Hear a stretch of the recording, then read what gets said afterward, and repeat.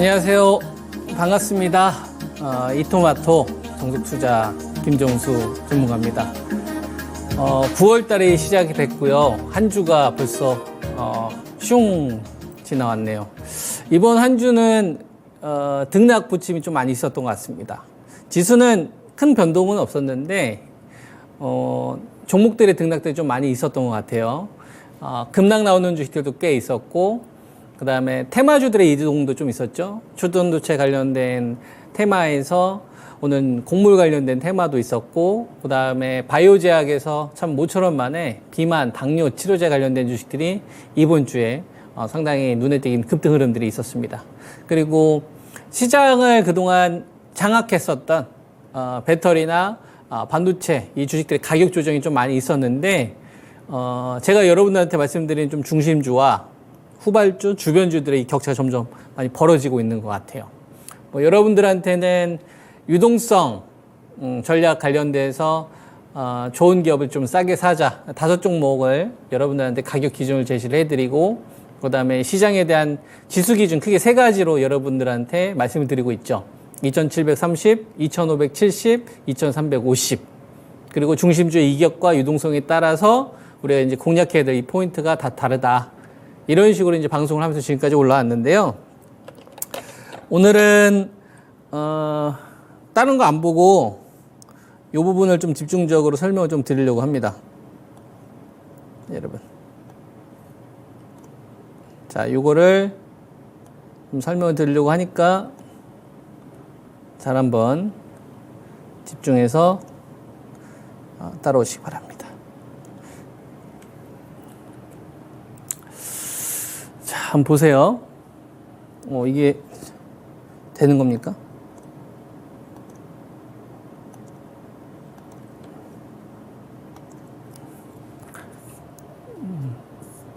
안 되네. 잠시만 기다려 주세요. 이렇게 하면 되려나? 됩니다.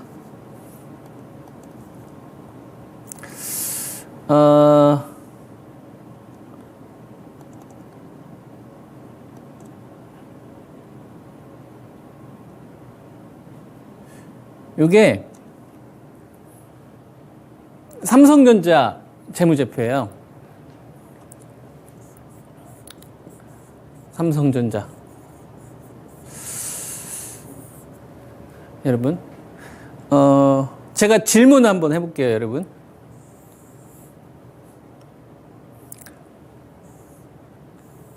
이게 수영장이에요. 수영장이고 이게 물이 가득 찼어요. 이 물입니다. 물의 양. 사람들이 여기 되게 많아요. 수영하고 있어요. 근데 물의 수위가 낮아졌어요. 물의 수위가 이렇게 낮아졌어요. 물의 수위가 낮아지면 워렌 버핏 왈, 누가 옷 벗고 있는지 알죠? 누가 옷을 입고 누가 옷을 벗고 있는지. 그죠? 돈의 양이 가득 찼을 때는 누가 좋은 기업인지 아닌지, 누가 체질 개선이 된 기업인지 아닌지, 거품이 어떤 기업이 꼈는지 안 꼈는지가 잘 안 보여요. 우리가 8월 초에 16조의 시장이었거든요. 여러분, 16조의 시장에서 지금은 7조의 시장으로 구조가 증발됐어요. 물의 양이 줄어든 거죠. 그죠? 물의 양이 줄었어요. 여러분. 그럼 어떤 기업들이 생존할 수 있을까? 물의 양이 줄었으니까. 첫 번째, 거품이 많이 제거되겠죠. 프리미엄을 받았던 기업. 척했던 기업들은 빠르게 주가가 빠집니다. 돈의 양이 줄면서 유동성이 힘만으로 올라갔었던, 실질적으로 고평가 논란이 있었던 기업들은 빠지는 거고요. 그리고 실제로 체질 개선이 됐어. 실제로 기업이 좋아. 펀더멘탈에 조금 더 수렴하는 기업들은 잘 안 빠져요. 당연한 거죠.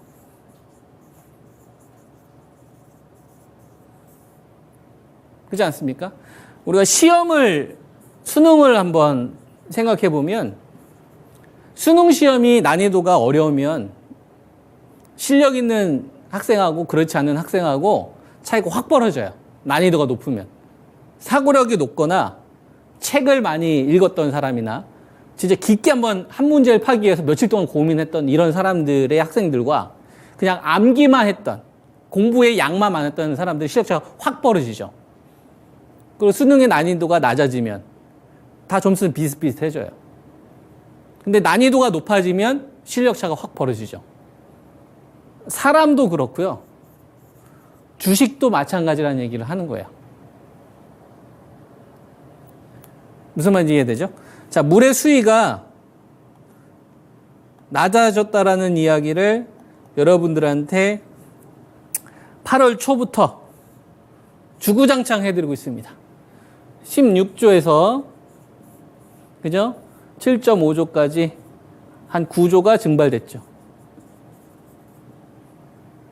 돈의 양이 준 거예요.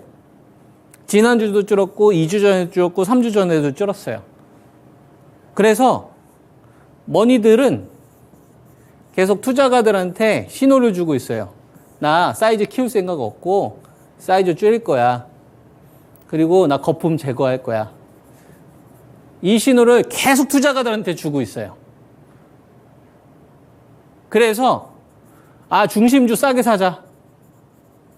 유동성 보면서 이 전략이 나오는 거예요. 거스르지 않는 거예요. 돈의 흐름을. 감정을 배제한다 이겁니다. 돈 빼겠대요. 그럼 순응하는 거예요. 돈 줄이겠네. 그러면 여기에 맞춰서 내 포트폴리오를 맞춰가야죠. 생존이 제일 중요했군. 끝.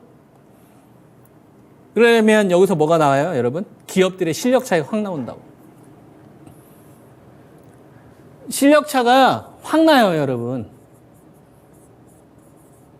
어려울수록. 난이도가 높을수록 실력 차이가 확 벌어진다니까요. 왜 그러냐? 사고력의 문제로 가기 때문에 그렇습니다. 암기로 대응이 안 돼요. 과거에 내가 10년 동안 주식을 했고 5년 동안 주식을 해서 여러 가지 패턴들을 다 외우고 있다. 그건 암기고, 사고력의 문제로 넘어가면 그때부터는 돈의 성격도 알아야 되지만 사람들의 심리, 그리고 현재 시장을 바라보는 데 있어서 제일 중요한 포인트가 어떤 걸 캐치하느냐에 따라서 전략은 하늘과 땅이 되는 거고, 그거를 포인트를 잡으면 기다릴 수 있어요. 여러분, 기다릴 수 있다니까. 내가 정말 좋은 자리에 올 때까지 기다릴 수 있어요. 그 자리에서 사서 사이클 한번 또 먹으면 계좌가 점핑된다라는 걸 경험으로 얻었던 사람들은 이게 무슨 말인지 알 거예요. 주식 투자 오래 하신 분들 무슨 말인지 알죠? 돈 아무리 많이 벌어보세요, 여러분. 1년 내내 아무리 많이 벌어도 한두 달 만에 매도 타이밍 놓치잖아요? 돈 다 까먹어요. 근데 주식 평생 할 거라면 여러분, 뭐가 있어야 되겠습니까? 돈 버는 것도 되게 중요한데 벌어놓은 거 지키다가 다시 재공략할 수 있는 포인트들 올 때까지 기다리는 전략 되게 중요한 거고, 실천하는 거. 그리고 기업을 바라볼 때 진짜 이 기업이 체질 개선됐느냐, 이걸 내가 알 수 있느냐, 그거를 딱 잡으면 밀어붙여야 됩니다. 무슨 말인지 이해되죠? 근데 그게 지식이면 안 돼요. 논리여야 돼요. 자, 여러분들한테 그런 얘기를 해볼게요. 여러분, 여기서 이제 하나의 질문입니다. 자, 삼성전자가 75,000원이에요. 그래서 73,300원까지 떨어졌어요. 200원. 하락한 겁니까? 자, 75,000원이었다가 71,000원으로 500원 상승했어요. 여러분, 상승한 겁니까? 그냥 똑같은 거예요, 여러분.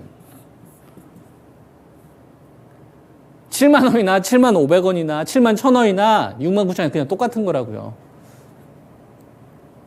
무슨 말인지 이해돼요, 여러분? 재무제표에서도 우리가 이런 걸 알 수 있죠. 자, 이거 삼성전자 재무제표인데 기업을 몇 개 제가 보여드릴 거예요. 자, 봐봐요. 삼성전자는 2019년도 230조 매출이 나왔어요. 2020년도 236조가 나왔어요. 매출 한 6조 정도 늘어났네요. 매출이 증가한 겁니까? 그냥 똑같은 거라는 얘기를 하는 거예요. 그냥 똑같은 거다.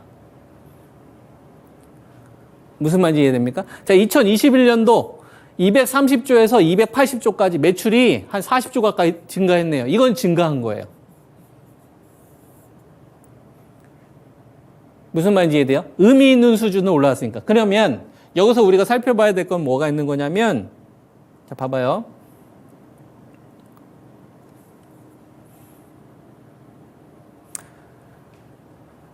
OPM, 영업이익률.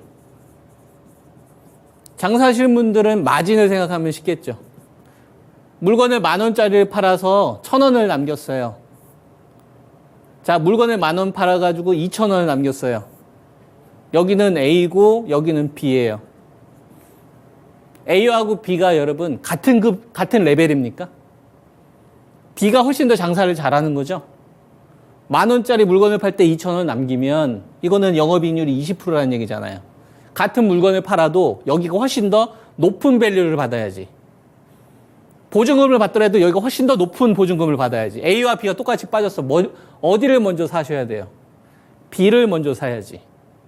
돈이 16조일 때는 A 사도 되고 B도 사도 돼요, 여러분. A가 더 대박 터질 때도 있어. 가볍게 움직여서. 근데 16조가 8조로 줄었다, 여러분? A 사면 안 돼요.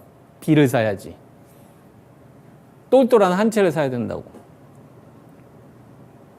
이게 보여야 돼요. 자, 봐봐요. 매출이 증가했었던 이 포인트를 보는데 영업이익률 한번 봅시다.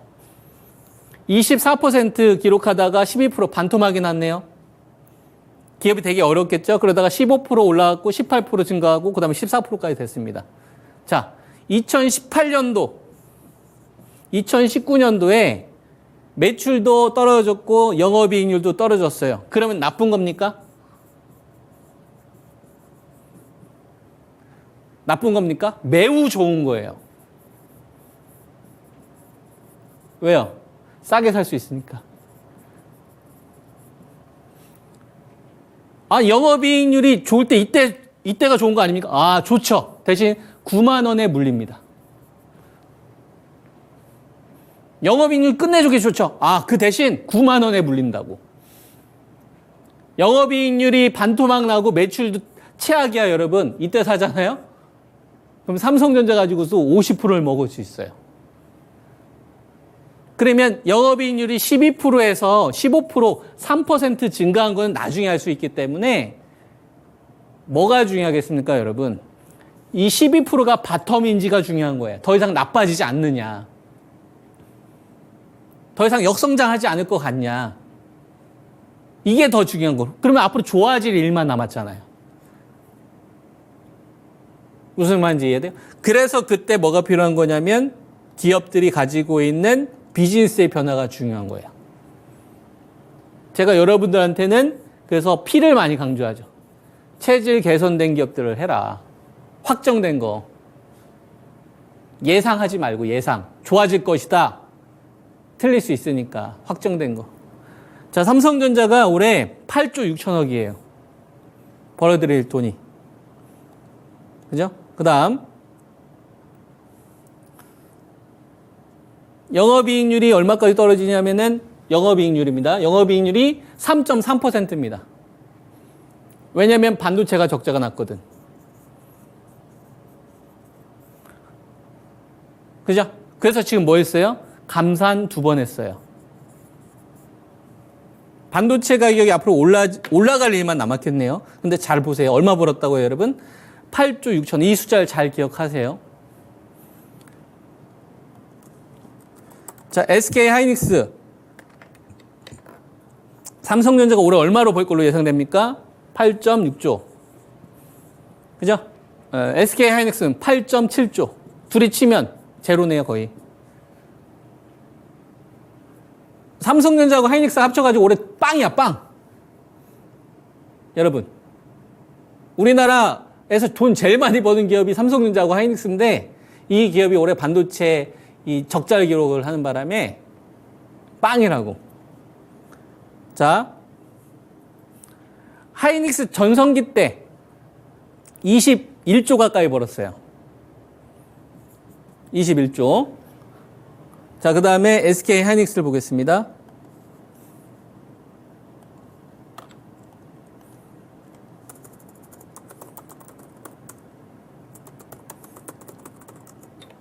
자, SK 하이닉스, 삼성전자. 자, 삼성전자를 보면 아까 SK 하이닉스 얼마였어요, 여러분? 21조 정도 됐죠? 20조 8천억. 삼성전자 59조로 치고 둘이서 얼마 벌었어요? 80조. 전성기 때 80조 벌었어요. 삼성전자하고 하이닉스 합쳐서 2018년도. 이때 우리나라 12월 결산 법인들이 158조 벌었어요. 수출 규모가 750조 정도 나왔었을 때입니다. 지금 얼마 벌어요? 빵. 전성기 때 80조. 그래서 158조를 우리나라 기업들이 벌었다고. 전 전성기 때요. 그럼 평균은 얼마냐? 평균. 삼성전자하고 하이닉스, 삼성전자하고 그 다음에 SK 하이닉스 이 두 개의 기업이 평균 얼마를 버냐? 평상시에 50조 정도 벌어요. 50조 플러스 마이너스 알파. 삼성전자 하이닉스는 1년에 50조 정도 원래 버는 기업이에요. 둘이 합쳐서. 전성기 때는 80조 벌고 못해도 40조 정도는 벌었다고. 최악이었더라도. 근데 그게 올해 처음으로 빵인 거예요. 근데 삼성전자는 하이닉스는 여러분 우리나라에서 시총 1등하고 3등이기도 하지만 글로벌 메모리 패권이잖아요. 대안이 없죠. 뭐 중국 쪽에서 화웨이와 관련된 이런 리스크 때문에 최근에 가격 조정이 있었습니다. 그죠? 좋은 거죠.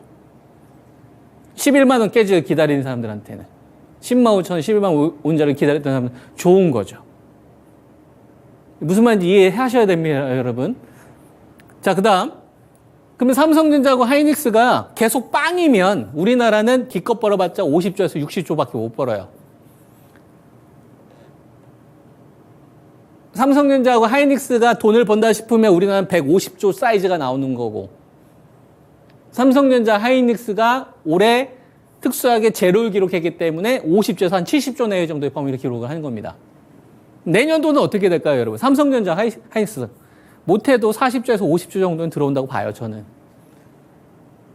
못해도. 왜? 감산 2번 했잖아요. 랜드 가격 올리지 않습니까? DDR5, 그 다음에 HBM이 여러분, 퍼센테이지는 낮지만 단가 자체가 비싸단 말이에요. 그래서 매출 기여도가 높지. 그래서 내년도, 2024년도라고 해봤자 여러분 3개월 남았어요.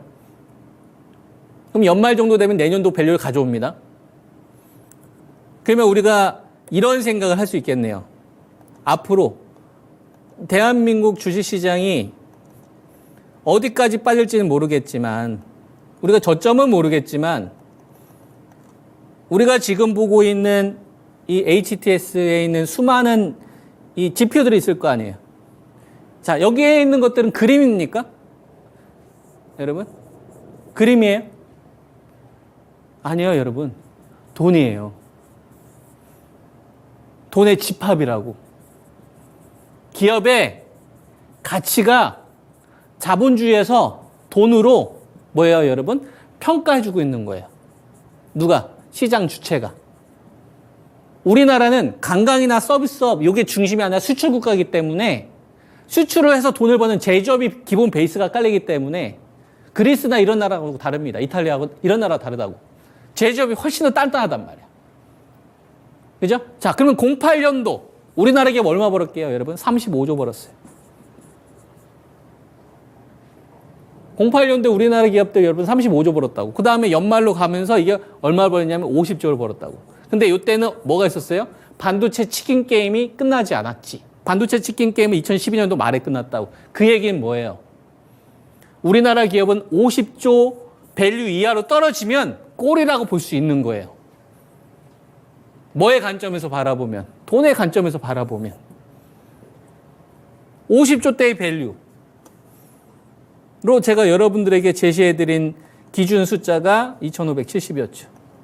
이탈되면 꼬리를 단다. 이탈되면 꼬리를 단다. 요 기준으로. 요 기준으로 여러분들한테 3개월에 걸쳐서 왔습니다. 이게 50조 벌었을 때의 밸류입니다. 왜? 내년도 삼성전자 둘이 합쳐서 50조 벌 거니까. 그럼 나머지 배터리부터 시작해가지고 뭐 조선주, 건설, 뭐 바이오, 자동차 이런 게 빵이라는 얘기인데 거기에 베팅하는 건 저는 어리석다라고 보는 거거든. 그러니까 2,570은 꼴이라고. 그래서 사야 돼요. 여러분. 잘. 근데 지금 시장은 한 가지 풀리지 않은 게 있어요. 신용이 안 풀렸어. 자, 신용 차트 한번 보고 가겠습니다.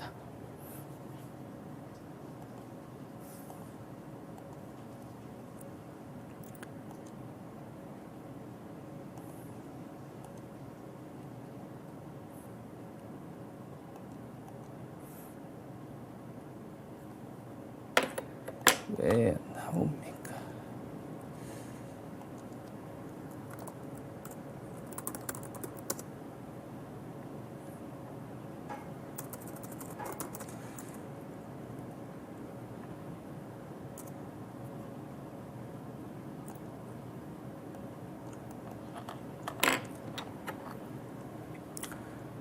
신용이라는 거는 여러분 빌린 돈을 의미하죠. 내 돈이 아니라는 얘기예요. 그러면 적정 가격이 코스피가 2,570에 있다고 하더라도 이게 적정 밸류라고 하더라도 주식시장의 특성상 신용 물량이 청산되면 내 의지와 상관없이 강제 매도 물량이 나올 수 있다고. 멀쩡한 기업이 더 하락하는 경우가 생겨요. 뭐가 정리되지 않은 이상. 신용 물량이 정상되지 않은 이상. 그러면서 이런 것들 싸우는 겁니다. 거래량, 그 다음에 이게 공여율, 잔고율. 이게 이제 삼성전자부터 시작해서 뭐 최근에 이제 문제가 되고 있는 이제 배터리 관련된 업체들, 이런 업체들까지 커지는 거죠. 그래서 지금 시장에 남아있는 기준을 좀 보게 되면